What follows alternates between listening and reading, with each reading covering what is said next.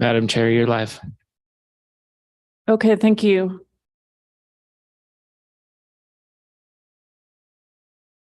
It'd be good if before we went live, I actually had the agenda up. So at 5:01, I will call to order the Finance Committee for Monday, May 1st. If we could get a roll call, please. Certainly, Madam Chair. Councillor Cassett. Councillor Lindell. Councillor Rivera. Councillor Villarreal. She's excused. Councillor Romero Worth. I'm here. Madam Chair, you have a quorum. Great. Are there changes to this agenda? No, Madam Chair, no changes from staff. Okay, can we get a motion? Second. There's a motion and a second to approve the agenda. All those in favor, aye. Aye. Anybody opposed? That motion passes. On to approval of the consent agenda. I do believe there were 2 or 3 things pulled. Madam Chair, items F, I, and K were pulled. F, I, and K. Okay. Anything else from the committee? If not, is there a motion? Move to approve as amended. Motion and a second to approve the consent agenda as amended. All those in favor, aye. Anybody opposed? That motion passes as well. Okay, we have tonight a presentation from our finance director, Emily Oster, audit update for FY21, and I'll hand the mic over to you, Director Oster. Thank you, Madam Chair, and thank you, members of the Finance Committee. I am happy to report that work is progressing on the audits. We have one of our contractors from Clifton Larson Allen who arrived on site today and will be with us this week. We continue to focus on wrapping up FY21, closing things down as well for FY22. And we're following the normal and expected process for where we should be at this stage of the audit. CRI is continuing to do sampling, they're reviewing documents, asking questions. We're working back and forth in an iterative process. Most recently, they had some questions about fixed assets, which we were able to resolve. So we're making steady progress towards completion of the FY21 and FY22 audits, while also working with our Clifton Larson Allen consulting team on preparing for our year-end close for FY23 and getting things ready for FY24. And with that, Madam Chair, I'm happy to take any questions from the committee. Questions from the committee? I think we're good for now. Thank you for that update. Appreciate it. I don't know if you know, but your name tag in front of your desk is incorrect. I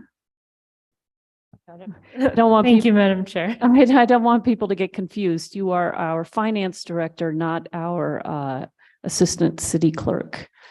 Okay, we are on to the consent agenda. I think, let's see, let's start with item F.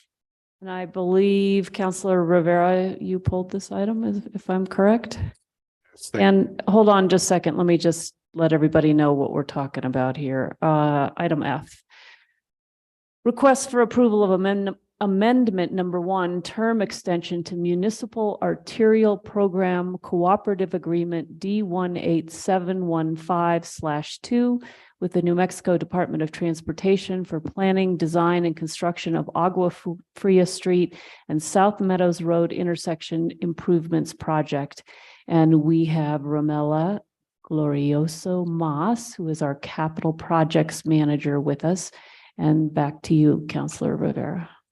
Thank you, Madam Chair. It's really for E, F, and G, but it's the same question. And I think as we continue to do more building in that area, approval of more projects, we keep getting the question about the improvements to Agua Fria and South Meadows, and we keep doing these extensions and just want to know what's going on with the project. I think the public wants to know what's going on with the project. Madam Chair, Councillor Rivera, thank you very much for that question.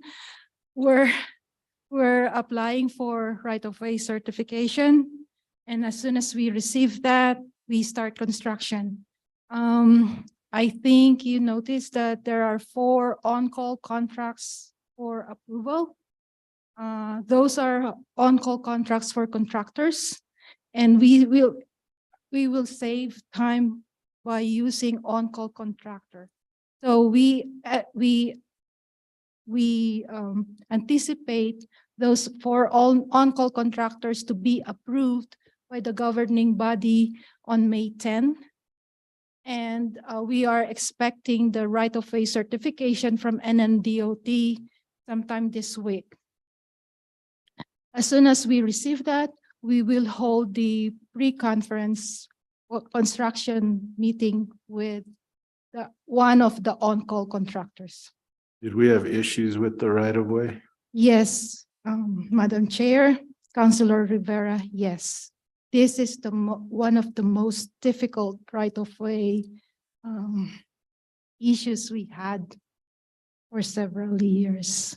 Okay, but it's soon to be taken care of. It sounds like. Yes, all the right-of-way issues were settled. But one is still in court. However, we received from court an order of entry, so we can start construction. Right, so you don't expect any more of these agreements to continue to hold the money? No, no more. Okay, great. The last one is the right-of-way certification from NMDOT. Thank you, appreciate that. I'll move for approval. Motion and a second to approve this item. Is there any further discussion? If not, can we get a roll call, please? Certainly. Councillor Cassett, Yes. Councillor Lindell, Councillor Rivera, Yes. Councillor Romero Worth. Yes. Motion passes. Thank you. We are on to item I, request for approval of contract amendment number 2 to item 22-0049 for the Southside Teen Center with, how do you say that? Jane Corporation? James. Jane's. Okay. Yeah. I forgot the S. Sorry. Jane's Corporation, extending the substantial completion date by 90 days to June 30th, 2023, and an extension to the contract term by 365 days to cover the warranty period with no corresponding increase in cost. And at the podium is Sam Burnett, Facilities Division Director. And I believe Councilor Rivera, you pulled this, am I correct? Okay, Councilor Rivera. Madam Chair. Sam, thank you for reaching out to me earlier. Just wanted to know what the extension was about, why usually it's weather, and I don't think we've had kind of weather stuff going on. So just wanted an update on why the extension. Absolutely. Madam Chair, Councilor Rivera, thank you very much. There actually is a very small amount of time included in the extension for weather, but the primary reason is I believe it was late December, early January, the Community Services Department came to us and indicated that they felt it was essential. We modified the design and construction of the center to include a gender-neutral bathroom. We immediately began working with our architecture and engineering firm, Wilson and Company, to develop a way to integrate a restroom into the facility. And if at this late stage of construction, we're able to solidify designs, get bids from our contractor. We were able to use mostly contingency money and also make a few other modifications to how we were finishing out the facility to cover the increased in cost. We agreed with the Community Services Department. It was a very important feature to include. And so we've worked really hard to do so. And essentially that amounts to around a 60-day extension in construction time. We're giving them a little extra wiggle room here at the end, so we don't have to come back, hopefully a third time for an amendment. But we're confident sometime between the end of May and the end of June we'll be done. Substantial completion, of course, is the date we finish building the building and are ready to start moving in furnitures, fixtures, and equipment. The 365-day extension, the wording is a little tricky, but we always like to have 1 year from the date of substantial completion so that the contractor remains under contract for the full warranty period. So if anything breaks or we find anything wasn't done correctly, we still have them under contract and can bring them back to do whatever work might need to be done. Right, so since the walls were already up and you had to increase this square footage for the gender neutral bathroom, I assume the recreation division was included in that and knew what was Absolutely. gonna give in order to make that happen. Yeah, absolutely. Madam Chair, Councilor Rivera, we were really fortunate that we didn't have to expand the square footage of the building. The design of the restrooms, the men's and women's restrooms was essentially kind of a horseshoe shape with one entrance. You would go left to one gender and right to the other. And in the middle, when you were walking into that kind of the top of the horseshoe, there was a very large custodial and maintenance room. And we were able to modify that custodial room into the gender neutral bathroom. Then we moved the custodial room farther down the building to another storage maintenance area. So no change to the actual footprint of the building or an increase to the square footage, just some modifications to how the interior space was used. But that important modification was caught early enough, so appreciate that. Just wanted an update on that, so thank you. I'll move for approval. Is there a second? Motion and a second to approve this item. Can we get a roll call, assuming there's no other discussion? Roll call, please. Thank you. Certainly, Madam Chair. Counselor Cassett, Yes. Counselor Lindell, Counselor Rivera, Counselor Romero Worth. Yes. Motion passes. Thank you. All right, on to our last item, pulled item K, request for the approval of an on-call construction contract with EMCO of Santa Fe LLC in the total amount of, I think that's 10 million. I'm counting enough zeros, excluding NMGRT. And we come back to our capital projects manager, Ramela Glorioso Mas. And I believe Councilor Lindell, you pulled this item? Thank you, Chair. Just a quick question. We have 4 of these at $10 million, so it comes up with $40 million. But in the packet, it's showing 99 point something million in projects. So just give me a little explanation of that.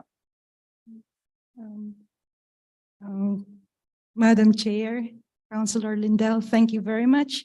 So the past on-call contracts we had, we awarded 2 contractors for the same period of time, 4-year term, for $12 million. And we use them for small projects like pavement rehabilitation. And this time we are awarding it to 4 contractors for $10 million each, because we, in addition to pavement rehabilitation, we will use them for huge projects like Agua Fria South Meadows, Agua Fria Cottonwood, etc. At first, I spoke with legal if we can do a $20 million contracts, but my department director said no. Maybe if we need more funding or we need to increase the compensation, then you go to the governing body to amend the contracts. So you will see that it's $40 million against $99 million, but not all those projects are funded. Like, for example, Bishop's Lodge Road, which I just finished the meeting before I came here, and the cost estimate for Bishop's Lodge Road is about $30 million. No, we don't have funding for that. We are going to apply for funding this coming July. But a number of those projects are not yet funded. So when we get funding and we start construction, then we'll come back to the governing body to amend the compensation of those on-call contracts. Thank you. Move for approval. Motion is second to approve this item. Is there any further questions, discussion? Seeing none, if we could get a roll call, please. Certainly, Madam Chair. Counselor Cassett, Yes. Counselor Lindell, Counselor Rivera, That's Counselor Romero Worth. Yes. Motion passes. Thank you. That's the last item on our consent agenda. We do not have discussion items tonight. We do not have an executive session. Matters from staff, Nothing at this time, Madam Great. Chair. matters from the committee. Matters from the chair. Our next meeting, Monday, May 15th. Thank you all for your work, and we are adjourned.